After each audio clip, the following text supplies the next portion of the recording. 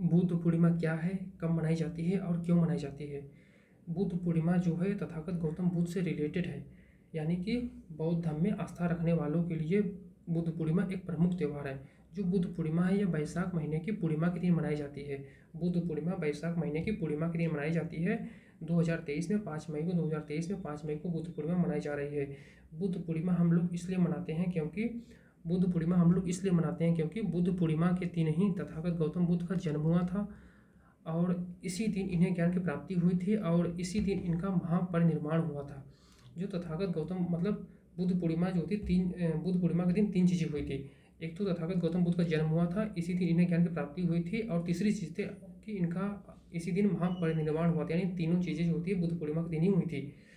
तो तथागत गौतम बुद्ध का जो जन्म है वो हुआ था 563 ईसा पूर्व में। तथागत गौतम बुद्ध का जन्म 563 ईसा पूर्व में बैसाख माह की पूर्णिमा के दिन लुम्बिनी साक के राज्य जो आज के समय में नेपाल में हुआ, यहाँ पर हुआ था। उनका जन्म हुआ था 563 ईसा पूर्व में बैसाख महीने की पूर्णिमा के दिन लुम्बिनी साक के राज्य जो आज के समय में नेपाल में, वहाँ पर इनका जन्म हुआ था। और जो तथागत गौतम बुद्ध का महापरिनिर्वाण है, तथागत गौतम बुद्ध का महापरिनिर्वाण 483 ईसा पूर्व में कुशानगर में हुआ था।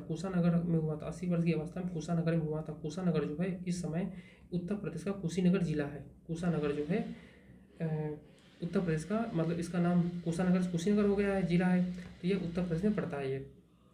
तो तथागत गौतम बुद्ध की तीसरा पॉइंट है कि तथागत गौतम बुद्ध को बुद्ध पूर्णिमा के दिन ही ज्ञान की प्राप्ति हुई थी। अब ज्ञान की प्राप्ति हुई थी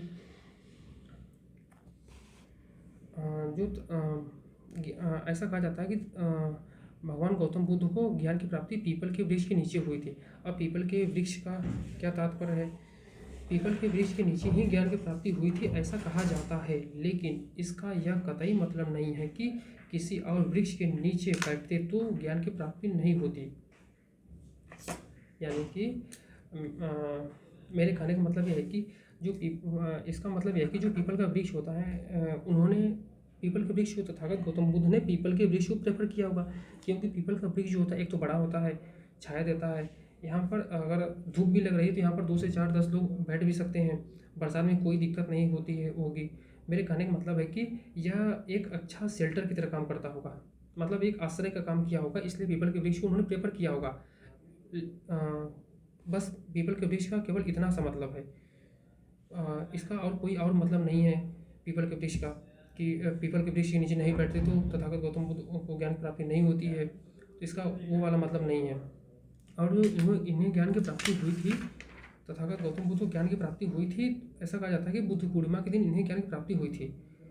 बुद्ध पूर्णिमा के दिन इन्हें ज्ञान की प्राप्ति हुई थी, लेकिन इसका यह मतलब नहीं है कि इससे पहले उन्हें कुछ नहीं पता था। मेरे कहने का मतलब यह है कि जैसे आज 5 मई है तो 4 मई तक उन्हें कुछ पता नहीं था, अचानक से 5 मई को ज्ञान की प्राप्ति हो गई, यानी 5 मई मतलब बुद्ध पूर्णिमा के दिन उन्हें ज्ञान की प्राप्ति हो गई, ऐसा नहीं था। तो फिर ज्ञान की प्राप्ति का क्या मतलब था? ज्ञान की प्राप्ति का यह मतलब था कि उन्होंने अपनी जितनी भी सारी स्टडी की होंगी उन सब का एक निष्कर्ष निकाला होगा। तो ज्ञान की प्राप्ति का उन्होंने उपदेश दिए होंगे, ये चीज़ें हो सकती हैं, लेकिन इसका मतलब यह नहीं है कि इसी दिन ही अचानक से सारी चीज़ें उन्हें पता चल गई, ऐसा नहीं था।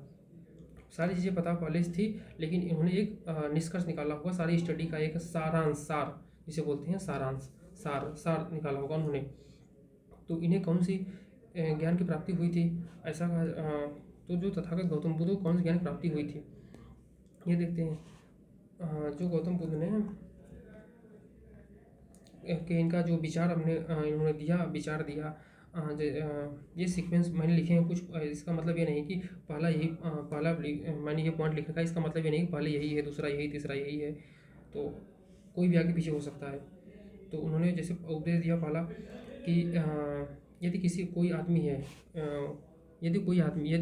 है एनी पर्सन, यदि कोई आदमी है किसी का डर दिखाकर किसी का डर दिखाकर जैसे धर्म ग्रंथों का डर दिखाकर कुछ कहता है या मेरी भी बात लिखकर दे दे। यदि कोई आदमी है किसी का डर दिखाकर कुछ कहता है या मेरी भी बात लिखकर दे दे तो उसे आंख मूंद कर एक्सेप्ट मत करना, जब तक उसे जांच परख मत लेना। तथागत गौतम बुद्ध बोल रहे हैं, यदि कोई भी आदमी जो है किसी का डर दिखाकर कुछ कहता है या मेरी भी बात लिख कर दे दे तो उसे आंख मूंद कर एक्सेप्ट मत करना, जब तक कि उसे जांच परख मत लेना। ये उनका उपदेश था। और जो दूसरा उपदेश है उनका है कि आत्मदीपो भव, दूसरा जो उपदेश है आत्मदीपो भव। आत्मदीपो भव का मतलब होता है अपना दीपक स्वयं बनो। आत्मदीपो भव बुद्ध का एक महत्वपूर्ण विचार है, जिसका अर्थ है अपना दीपक स्वयं बनो, अर्थात व्यक्ति को अपने जीवन का उद्देश्य या किसी नैतिक या अनैतिक का फैसला स्वयं लेना चाहिए। इसका कहने का मतलब ये है, आत्मदीपो का भव का अर्थ ये है। और तीसरा जो चीज़ था प्रत्येक इंसान को दुख है। तथागत गौतम बुद्ध बोले कि प्रत्येक इंसान के पास कुछ ना कुछ दुख है। अगर दुख है तो उसका कारण भी होगा, अगर कारण भी होगा तो निवारण भी होगा। उन्होंने निवारण की बात की, तथागत गौतम बुद्ध ने दुख के निवारण की बात कही। बुद्ध कहते हैं कि मैं मार्गदाता हूँ, मोक्षदाता नहीं हूँ। तथागत गौतम बुद्ध बोलते हैं मैं मार्गदाता हूँ, मोक्षदाता नहीं हूँ। उन्होंने विचार परिवर्तन की बात की। तथागत गौतम बुद्ध ने विचार परिवर्तन की बात की, और बात की नहीं, उन्होंने करके भी दिखाया। अंगुलीमाल की जो कहानी है, मतलब अंगुलीमाल का उन्हें विचार परिवर्तन भी किया था। तथागत गौतम बुद्ध ने कभी भी युद्ध की बात नहीं की। उन्होंने एक भाईचारे की बात की, एक इंसानियत की बात की, मानवतावादी की बात की, एक धम्म की बात की। उन्होंने ऐसा कहते विचार परिवर्तन की बात की उन्होंने।